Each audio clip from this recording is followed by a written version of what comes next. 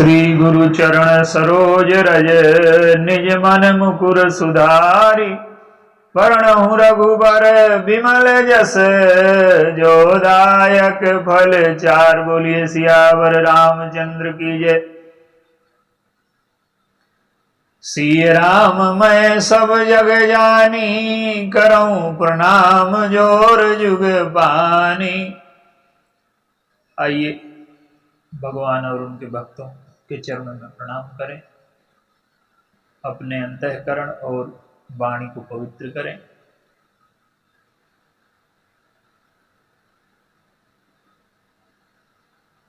मनुष्य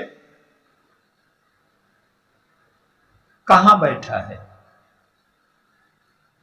और जीवन की दिशा किस तरफ है, आइए आज इस पर विचार करें कि हम कहाँ हैं और हमारा जीवन किस दिशा में जा रहा है।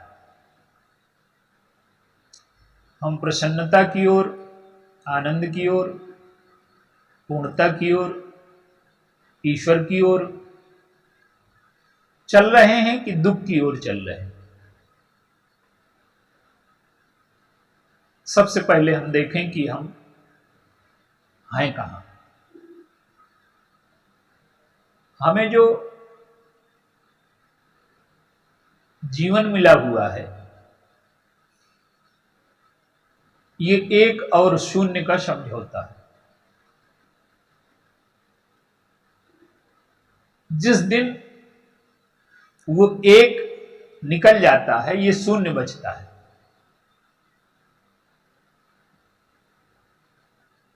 तो प्रत्येक मनुष्य जो है वो 10 है, एक और शून्य।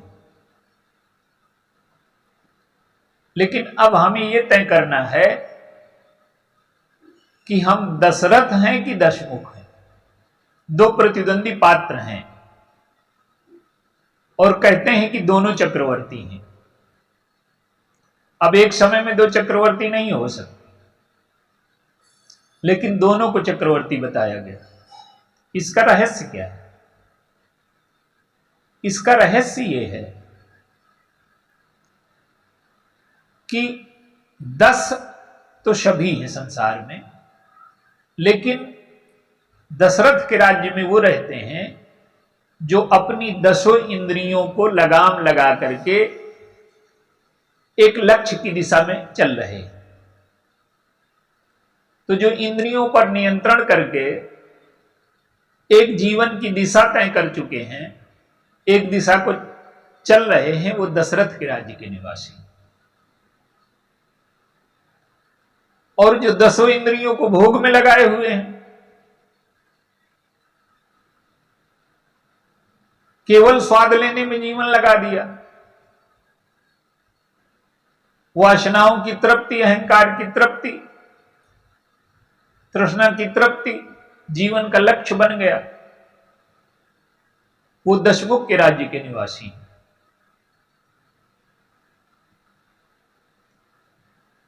और दशमुख के राज्य का जो निवासी है वो निशाचर कहलाता है। निशाचर की परिभाषा क्या है? निशाचर वो नहीं कि उस समय रावण के जो अनुयायी थे, आज भी हैं। गोस्वामी जी कहते हैं कि बाढ़े बहुखल चोर जुआरा और जे ताकहि परधन परदारा।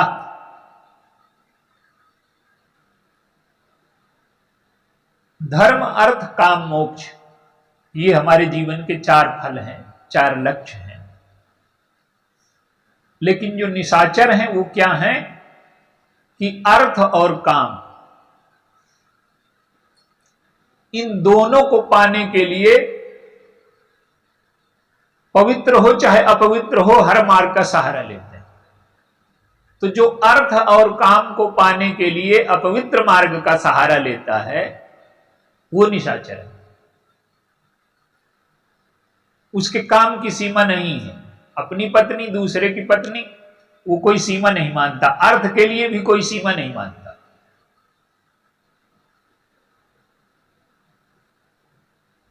तो निशाचर वो है जो अर्थ और काम दोनों के लिए कोई नियंत्रण नहीं स्वीकार करता। और निशाचर की एक परिभाषा और आगे है, क्या? मानहि मातु पिता नहीं देवा, और साधुन सन करवावहि सेवा, जिनके यह आचरण भवानी, ते जाने हो निश्चर संप्राणी। जो माता पिता को नहीं मानता, अब माता पिता ने हमें जन्म दिया, हमें पाला पोषा, 20 साल 25 साल तक हमारी सेवा की, हमें योग्य बनाया, शिक्षा दी, और इसके बाद भी अगर हम माता पिता को न माने तो इसका तात्पर्य यह है कि हम कृतज्ञ हैं। जो किए गए उपकार को नहीं मानता वो कृतज्ञ कहलाता है।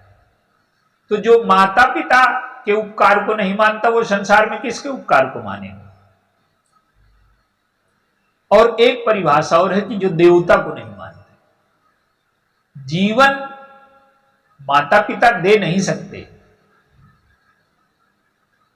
जीवन देते हुए दिखाई देते हैं, लेकिन जीवन का जो पालन पोषण है वो देवताओं द्वारा है। वायु है, जल है, पृथ्वी है, आकाश है, अन्न है, भोजन है, ये सब कहां से आता है? देवताओं से आता है। तो जो हमारे जीवन में प्रत्यक्ष रूप से दिखाई देते हैं वो माता पिता हैं, और जो प्रत्यक्ष नहीं दिखाई देते, अप्रत्यक्ष रूप से हमें जीने में सहायता करते हैं, वो देवता हैं। तो इसीलिए हमने देवताओं को जड़ नहीं माना। वृक्ष है, नदी है, हम सबकी पूजा करते हैं, पहाड़ है, क्यों? ये सब हमारे जीने के लिए साधन उपलब्ध कराते हैं, हमारे जीने में सहायक हैं। लेकिन वृक्ष, नदी, पहाड़, प्रकृति के सब तत्वों की पूजा वो व्यक्ति कर सकता है जो पहले मनुष्य के प्रति कृतज्ञ हो। जो मनुष्य को जड़ मानता है, अपने उपयोग की वस्तु मानता है, तो इनकी पूजा तो व्यर्थ है, वो कर ही नहीं सकता। तो माने निशाचर वो हैं जिनके जीवन में ना अर्थ की मर्यादा है, ना काम की मर्यादा है, ना कोई कृतज्ञता है दिखने वाले के प्रति, ना दिखने वाले के प्रति। ये निशाचर है। तो जीवन को अगर हमने इस दिशा में लगाया तो हम दशमुख के राज्य के निवासी हैं। और अगर जीवन नियंत्रित है, ईश्वर की ओर चल रहे हैं, इंद्रियों पर नियंत्रण है, तो हम दशरथ के राज्य के निवासी हैं। और दशरथ जी के जीवन की सबसे बड़ी उपलब्धि क्या है? भगवान राम का जब विवाह हुआ जनकपुर में, तो गोस्वामी जी एक दोहा लिखते हैं कि मुदित अवधपति शकल सुत, बधुन समेत निहारी, और जन पाए महिपाल मन, क्रियन सहित फल चार। 4 फल हैं: अर्थ, धर्म, काम, मोक्ष। ये प्रत्येक व्यक्ति के जीवन में, अभी दशमुख की चर्चा हो रही थी, उसके जीवन में अर्थ और काम है, धर्म और मोक्ष नहीं। दशरथ जी के जीवन में क्या है कि क्रम है। ये 4 जो भाई हैं, भगवान राम का जो अवतार हुआ है, अंसन सहित मनुजय अवतारा, ये क्या हैं? भरत जी हैं धर्म, और शत्रुघ्न जी हैं अर्थ। भरत जी आगे चलते हैं और शत्रुघ्न जी पीछे चलते हैं। जीवन में क्रम यह होना चाहिए कि धर्म आगे हो और अर्थ पीछे हो। और दूसरा क्रम है कि मोक्ष आगे है, काम पीछे। काम जब आदि भौतिक जगत में प्रकाशित होता है तो वासना के रूप में दिखाई देता है, और जब आध्यात्मिक जगत में प्रकाशित होता है तो उपासना के रूप में दिखाई देता है। तो लक्ष्मण जी को काम भी कहा गया, वैराग्य भी कहा गया। तो मोक्ष के पीछे काम चले और धर्म के पीछे अर्थ चले, तो जीवन में एक क्रम रहेगा, जीवन एक सही दिशा में बढ़ेगा। आप देखिए, शत्रुघ्न जी पूरी मानस में कहीं बोलते नहीं है, राम के राज्य में अर्थ नहीं बोलता, पैसा नहीं चलता, वस्तु बिन गत पाइए। वहां जीवन इतना पवित्र हो गया है, इतना शुद्ध हो गया है, इतना पूर्ण हो गया है कि व्यक्ति की आंतरिक गरीबी मिट गई है, तृप्त हो गया। अपनी आवश्यकता से अधिक कोई वस्तु नहीं लेता। आज किसी व्यक्ति को बताया जाए कि पैसा नहीं चलता तो उसे समझ में ना आए। क्यों?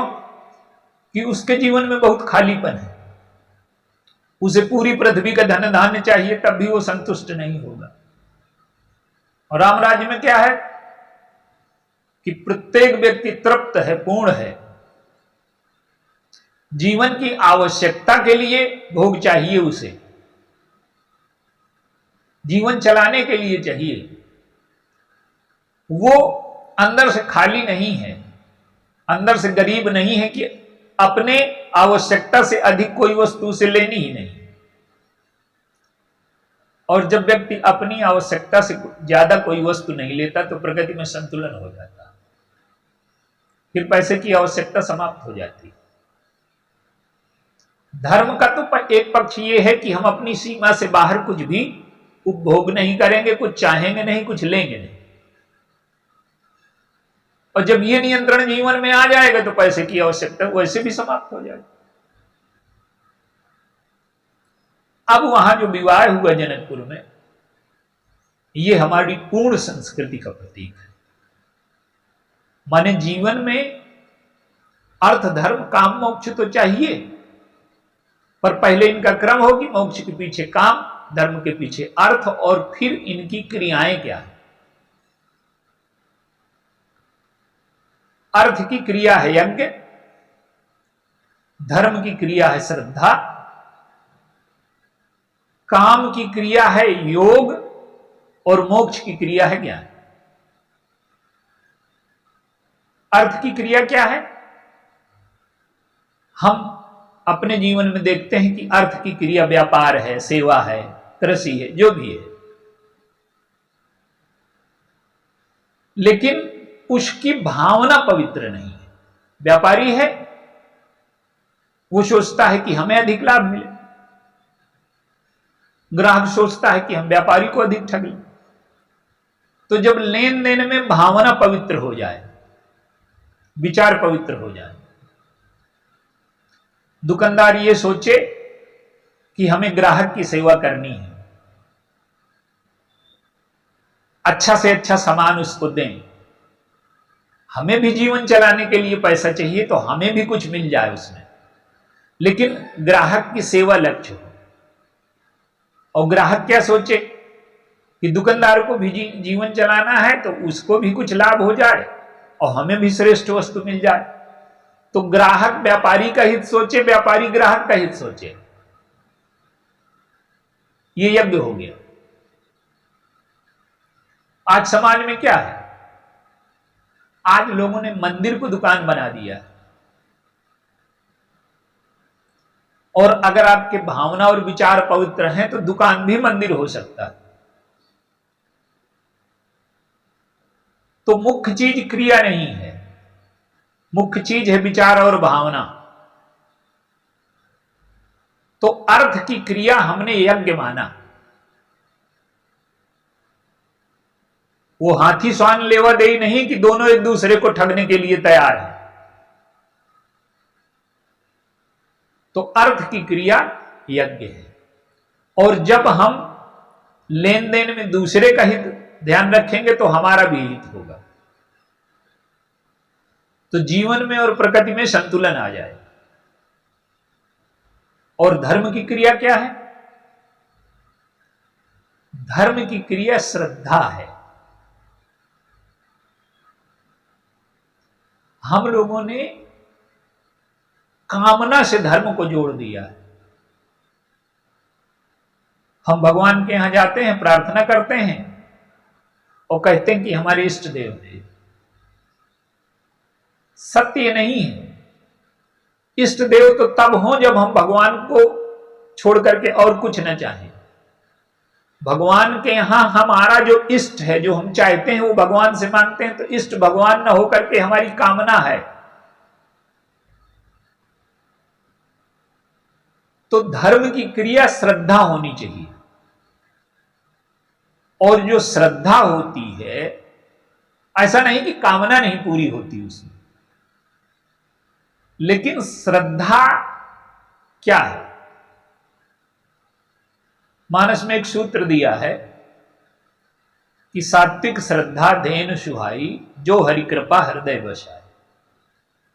श्रद्धा है गाय और सत्कर्म है चारा। आप देखिए कितना विचित्र उदाहरण दिया है कि हम जो सत्कर्म करते हैं वो चारे की तरह से व्यर्थ है। चारे का क्या मूल्य है? लेकिन वही चारा जब श्रद्धा की गाय खा लेती है तो अमृत समान दूध देती है। तो वो जो तिनका है, वो जो घास है, वो जो चारा है, वो दूध में बदल जाता है। लेकिन दूध में बदलने वाली उसको गाय है। तो माने सत्कर्म हमारा चारा भी हो सकता है और सत्कर्म हमारा दूध भी हो सकता है। तो जो सत्कर्म है हमारा, वो श्रद्धा से जुड़े। तो वो जो श्रद्धा से जुड़ेगा तो हमारे जीवन में धर्म के दूध की सृष्टि होगी।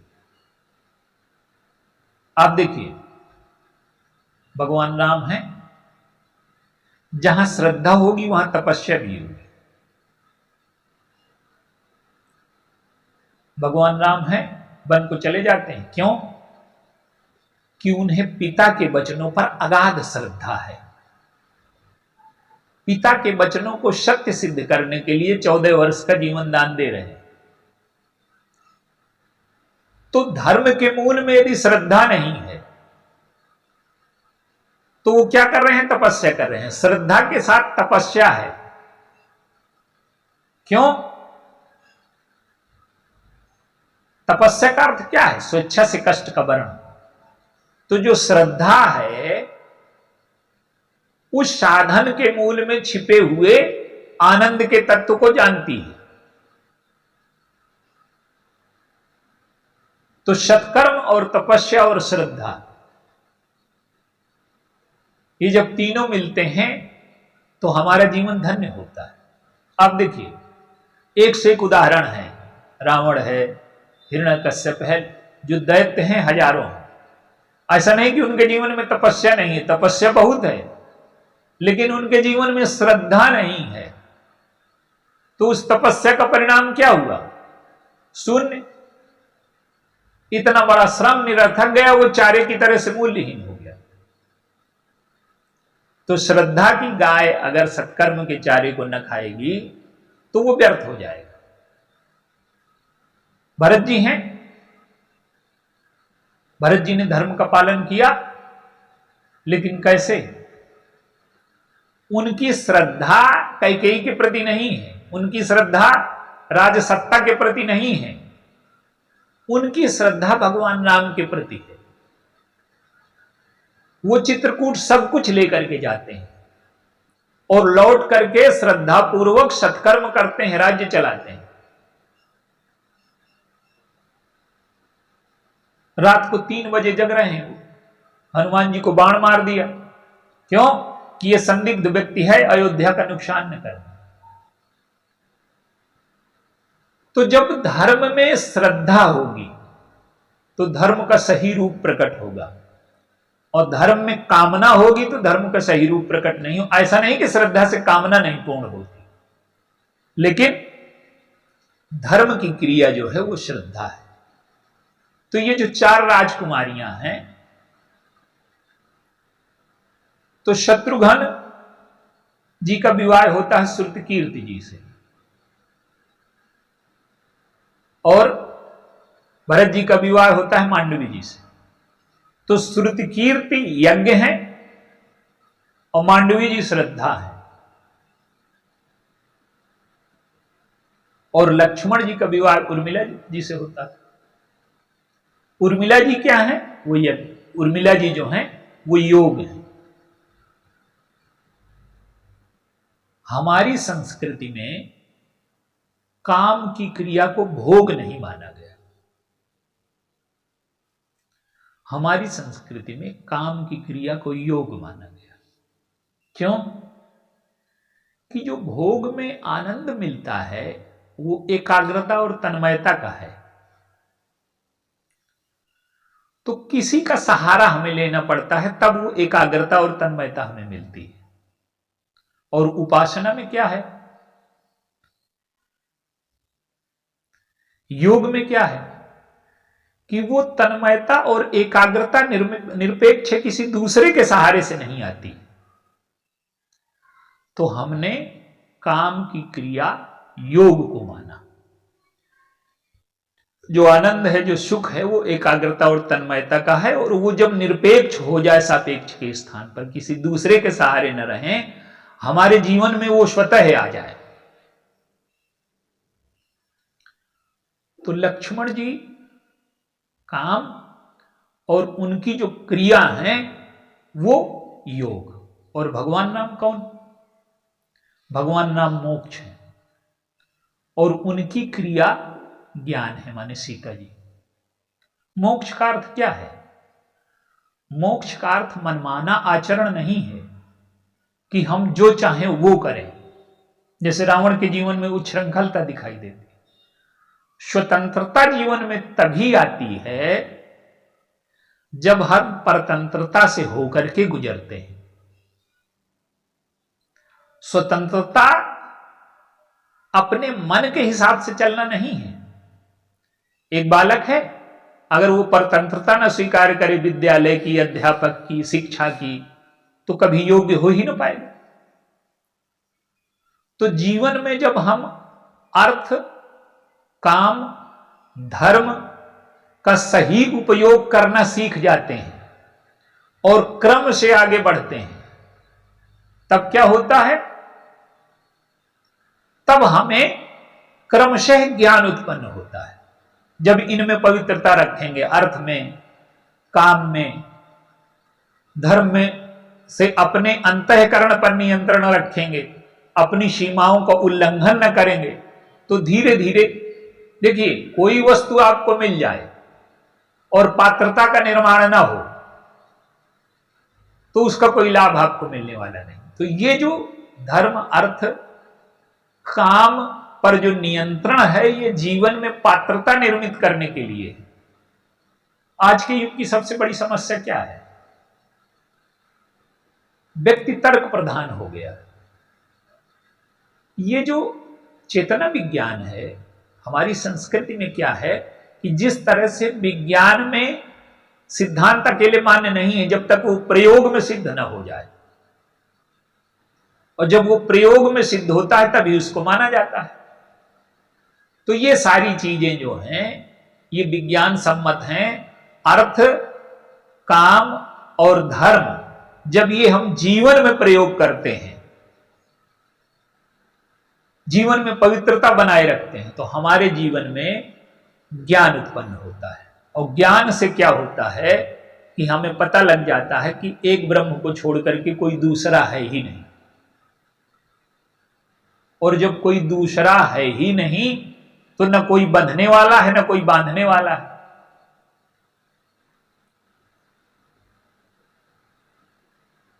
तो ज्ञान की क्रिया मोक्ष है। तो अगर हम अपने जीवन को पूर्णता की ओर, गहराई की ओर, सूक्ष्मता की ओर, लोक कल्याण की ओर, ईश्वर की ओर ले जाना चाहते हैं और जीवन में प्रसन्न रहना चाहते हैं, आज मनुष्य के जीवन में सारी उपलब्धियां हैं भौतिक। विज्ञान ने सब कुछ उपलब्ध करा दिया है, पर व्यक्ति दुखी है, उदास है, तनावग्रस्त है, चिंतित है, नींद नहीं आती, मनोरोगी हो गया है। जितने शरीर के रोग नहीं, उससे ज्यादा मन के रोग हो गए हैं। और इस स्थिति तक व्यक्ति मनोरोगी हो गया है कि अंतःकरण की शांति चली गई है, आनंद चला गया। खुशी की वस्तुएं हैं, भोग के साधन उपलब्ध हैं, लेकिन वो प्रसन्नता का अनुभव ही नहीं कर पाता। और इससे बढ़कर के दुर्भाग्यपूर्ण स्थिति क्या होगी कि आपके पास सुख के साधन हो और सुख का अनुभव ना आप कर पाए। ये क्यों हुआ है? ये अर्थ और काम की पवित्रता न रख पाने के कारण हुआ है। अर्थ और काम का सही बंटवारा धर्म के माध्यम से, और अपनी सीमा के बाहर कोई चीज न लेना, श्रद्धा से जीवन जीना। तो जब हमारे जीवन में ये चारों भाई धर्म अर्थ काम मोक्ष और ये चारों बहनें जिनका विवाह हो रहा है, तो ये चार क्रियाएं और चार फल जब ये उचित क्रम से आ जाते हैं, हमारे जीवन में स्थापित हो जाते हैं, तो हमारा जीवन पूर्ण हो जाता है, आनंदित हो जाता है। और हम विचार करके देखें कि अर्थ और काम को पाने की प्रक्रिया हमारे जीवन में ठीक है, धर्म हमारे जीवन में है, कृतज्ञता हमारे जीवन में है, चेतना हमारे जीवन में है। अगर ये चीजें हमारे जीवन में नहीं है तो हम प्रार्थना करें, पुरुषार्थ करें, साधन करें और ईश्वर से प्रार्थना करके ये कहें कि प्रभु हमारे जीवन में ये चीजें आ जाएं, और वो कृपा करेंगे तो हमारे जीवन में ये क्रम स्थापित हो जाएगा। तो ये जब चार क्रियाएं और चारों फल एक क्रम में आ जाते हैं, उचित मार्ग में आ जाते हैं, तो हमारा जीवन धन्य हो जाता है, पूर्ण हो जाता है। देखिए, जीवन एक तो जीवन होता है निम्न, एक जीवन होता है सामान्य, एक जीवन होता है श्रेष्ठ, एक जीवन होता है श्रेष्ठतर, और एक जीवन होता है दिव्य। तो अगर ये चारों चीजें, ये चारों फल और चारों क्रियाएं हमारे जीवन में आ जाती हैं, तो हमारा जीवन दिव्य हो जाएगा, पूर्ण हो जाएगा। बोलिए सियावर रामचंद्र।